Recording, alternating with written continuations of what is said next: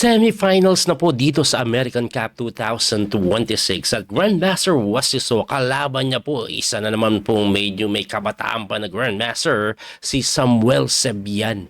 Ayan, kung hindi po ako nagkakamali, no, kung tama ang aking pagkakaalala, tinalo ni Sam Sebian si Wesley nung nakaraang American Cup siya yung naglaglag Hindi ko lang matandaan Pero si Wasiso po kasi, ni minsan hindi pa nag-champion sa American Cup. Ang alam ko po, nag-second siya. Isa o dalawang beses. Pero sana mag-champion na ngayon. Anyway, game 1 po nila. Puti po si Grandmaster Wesley. So, ano po ang nangyari? Time control po nito, 1 hour and 30 minutes. Ang ginawa ni Wesley, nagsipor. Hindi niya po tinirahan ng ipor, hindi din nag-dipor, sipor ang pinawalan, no? Na sinagot ni Sebian ng E5. Ayan, parang reverse po yan na Sicilian. At pagka E5, nag-Knight C3, Knight F6 na sinagot ng Knight to F3 at Knight F4. Ito po yung tinatawag nilang English opening na 4 knights variation. Bakit? Hindi pa ba halata? Apat na kabayo hindi develop na sinagot lang po ng E3 ni Wesley. Ibalik ko lang po ng konti Ayan. Kasi dito po ang kadalasan G3. Pero Wesley So mas pinili yung E3. At tingin ko po handa po si Wesley So dito, preparado siya. Hindi pa po ito nalaro ni Wesley before as white pero nalaro niya po ito as black before. At ito po ay popular din naman sa top level. Tinitira nila Ding Liren, Mami Jarov, ayan sila Nepo, tumira din pala nito Ayan, sikat pala tong linya din na to sa top level. Even Wang Hao tinira din noong 2019. Pero recently, hindi yan yung pinaka tinitira G3. Anyway, after E3, tumira po ng Bishop B4. At pagka Bishop B4, Queen to C2 para depensahan lang po yung kabayo na kung saan sinagot po ng capture. Tapos binawi ni Wesley and then nag-Queen to E7. Kung mapapansin nyo, pareho po silang mabilis tumira. Ito po ay linya. At si Mami Jarov ang pinaka-paborito niya to, lagi niya tinitira, even Fabiano Caruana. So, ang nangyayari po, unang tingin, kala mo nagkaroon ng pair of bishop si Wesley, pero okay lang kasi mas maganda daw pong tingnan yung sentro ni Sam Sebian. Plus, ready to castle na siya unlike Wesley. Kailangan pa igalaw yung bishop. Anyway, sinagot po yan ng A3. Bakit po nag-A3? Dalawang bagay po. Yung mga prevention dito, plus yung B4, ayun. Anyway, ang ginawa po ng black ay nag-D4. Ayun. Para saan po yung D4 or D5? Para po tulak na ganyan yan itutulak yan. Pag in-option mo, ayan, threat yung queen, matetempuhan. Pero isa po sa idea yung tulak kasi ang ganda nito, hindi ka pa nakakasling Lalakas yung gitna. Anyway, ang ginawa, dinipor. Bago ka pa makadipor, na kung saan mabilis pa rin sila tumira pareho. Ibig sabihin, linya to na alam nila. Kinapture po yan, binawi na kabayo, kinapture, binawi na kabayo, and then nagcastling lang. Pagkakastling, bishop doon ang ginawa. Tamang development. Ang magandang plano dyan ni Wes, pagpunta po dito, hindi na makagalaw Mateo. Yun po yung pinakaplano ni Wesley. But of course, kita yan ni Sebian na sinagot niya ng rook lang to D8. Bakit? Subukan mong mag-bishop dito, kakainin. Pagka takes mo na ganun, magkakanate dito. Kasi yung reyna aalis Anyway, tinirahan po yan ni Wesley ng bishop to B4, hitting the queen na tumakbo sa E8 and then nag-bishop lang po sa may E2. Tamang develop at para makapag-castling na tinirahan lang ng pawn takes. Siyempre, binawi po yan ng reyna kasi atakado yung reyna. Tapos, sinagot po yan ng knight lang sa may D5. Napakagandang tira nito. Ang pinaka-idea kasi, depensahan. And at the same time, gustong tanggalin yung pair of bishop. So, umatras po yan. Ayan, hindi makatras din dito kasi kakainin Pagka-atras, nag-queen lang doon, hitting the pawn. At yan na po yung novelty. Balik po natin, Kung mapapansin nyo, si Wesley mabilis pa. May sinusundan siya kasing laro dito.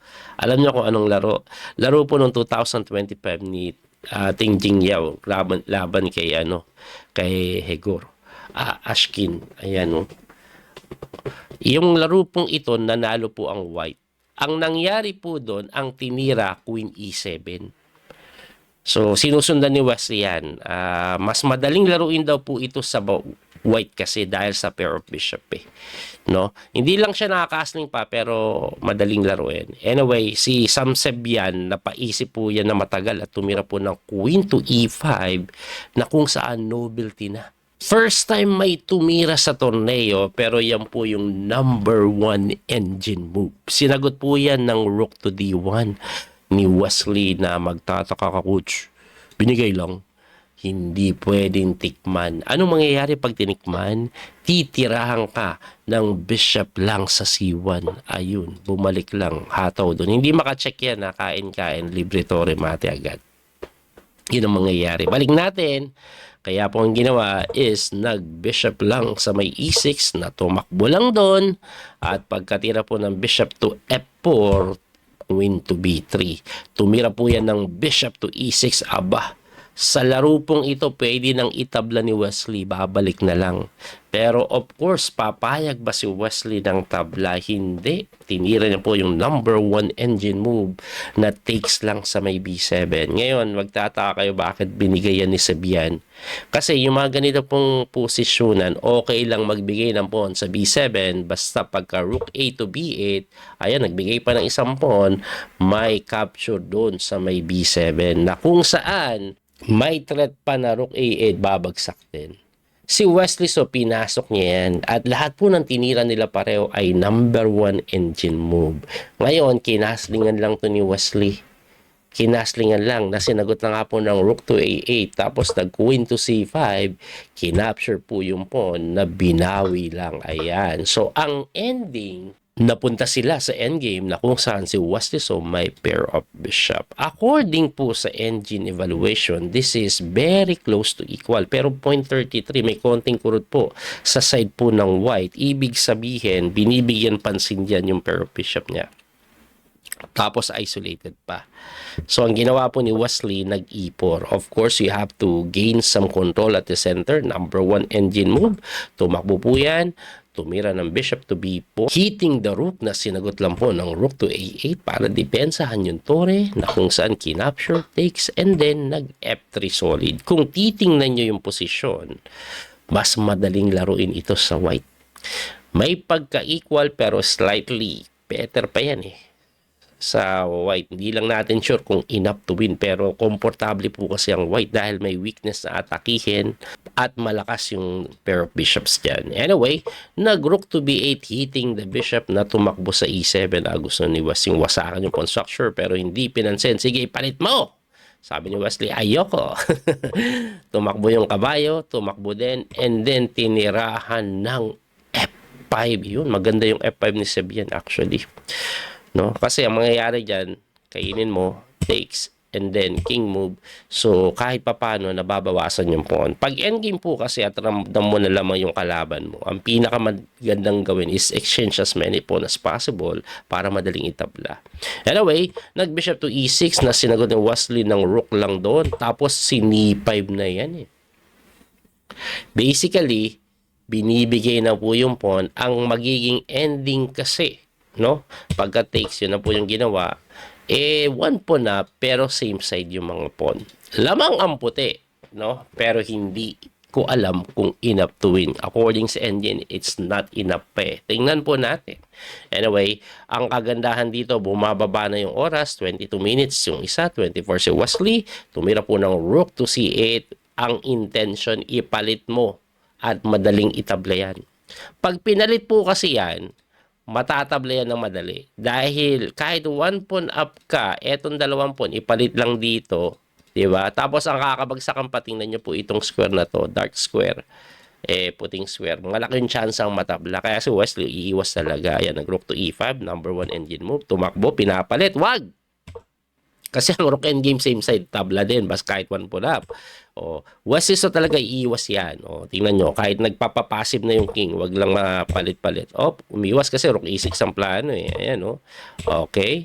Talagang gusto ipalit, no? Tumakbo, umatras, tulak. Ayan, medyo magke-create ka ng improvement sa kabilang side. Very important move po yan, no? So, gumanon, dumipensa, umatake, umangat, pinini yan. Talagang yan yung gustong gawin ng kalaban, matabla So, nilagay lang po sa itim yung kanyang pawn, tinulak, chumek, umangat, chumek ulit, gumanon, and then check ulit. Walang magawa si West kasi ang threat po nito, something like this or like this.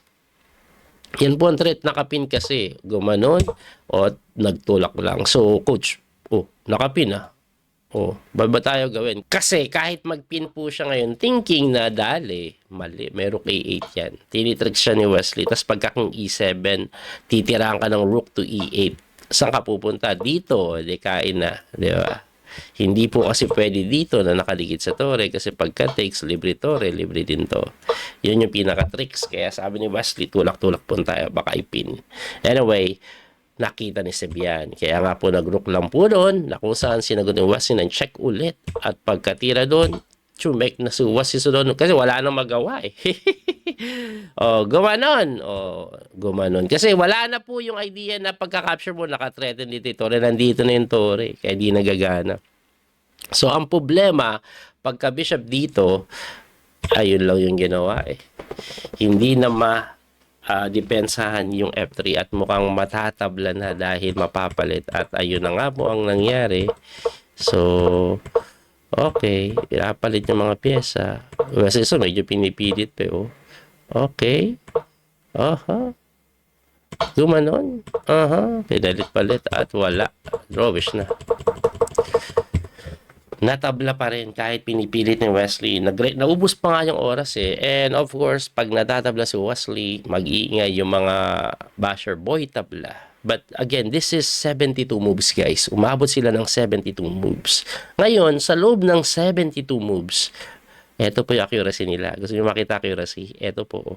Ayan, 98.8 at 98.8 pareho. Almost 100% accuracy. Anong ibig sabihin yan? Walang nagkamali. Parehong tama ang tira. Ayun ang nangyari. No? Kaya, natabla. Yung iba kasi masyadong minamaliit yung mataas na accuracy. Ano ba yan, tabla? Pero, minsan hindi ka titingin lang sa resulta. Tingnan mo kung paano natabla. Ang hirap ng ginawa nila nasa loob ng 72 moves. Puro tama, tira mo na engine moves. Parang hindi na tao yan pag ganyan.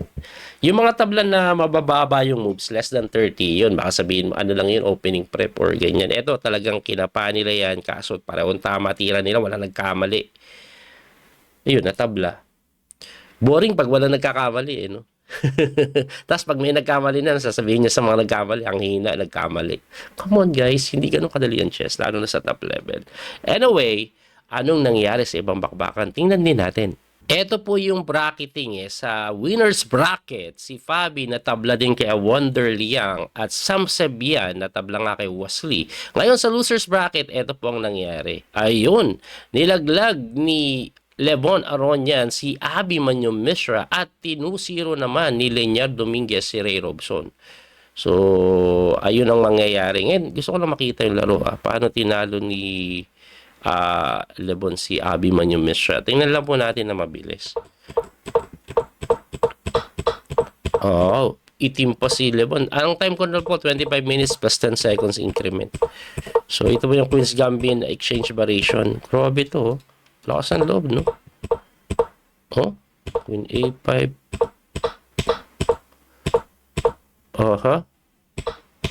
Pusang gala. Kinain lang, no? Sacrifice. Pero may ganun. No? Mali daw yung takes. Ang tamang tira daw is knight to D to develop. Pinakain. Ano mangyayari pag kinapture? Knight to C4. Lamang daw yan kahit one pawn down. Naman, lalakas ng mga pyesa. Wow. Anyway, ito yung pinili. Ayun, no? So, ang ending po is, one piece up One piece up, diba? Pero, grabe, 2 pieces for a rook. At according sa engine, maniwala kayo hindi. Equal daw to. Ano naging equal to? Equal daw. Ano naman yan? Ano naging equal to? Equal daw yan. 2 kabayo, kapalit tori. Parang tingin ko winning Pero iba talaga mag-analyze dahil siguro dito. Grabe, taas ng time ni Lebon, no? Oh, ano to? Preparasyon siguro to. Grabe yan eh. Magsasacrifice ka ng ganun. Ala, oh, grabe yung paspon. Patayin siya ng paspon na to. Ayan na nga.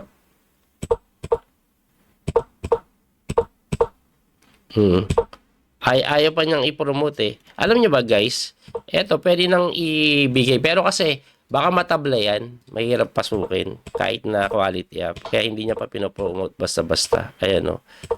Oh, ginaganyan pa. Tapos linapit pa yung king. May chance kasi makatabla pag ganun. Ayan o. Pusong galabat di kinain. Mauubos yung bond. Tapos saka igaganon. Okay. Linapit pa yung king. Ay, ganun din nangyari, bumagsak din. Ayan, pwede na ata. Pwede na. Ayan, kasi may passport na. Ayan eh. Grabe, no? Grabe nangyayari. Ang lalim ng understanding. No? Grabe po, may sacrifice. Pero eventually, lamang pa siya or equal lang. Hanip na yan. Anyway, ayun na nga. So, mamaya po, another game, second games po for Wesley So and Sevian. Sana manalo si Wesley, no? Ngayon, anyway, pag natabla yun, mapupunta sa Blitz tiebreak eh. Abangan na lang po natin kung ano magiging resulta. Muli ito po yung coach, Pinamaster Daniel Causo. Hanggang sa muling pagkikita, don't forget to like and share, follow and subscribe. God bless po mga kabiyahe. Thank you sa support. That little mouse, 'cause I'm an albatross.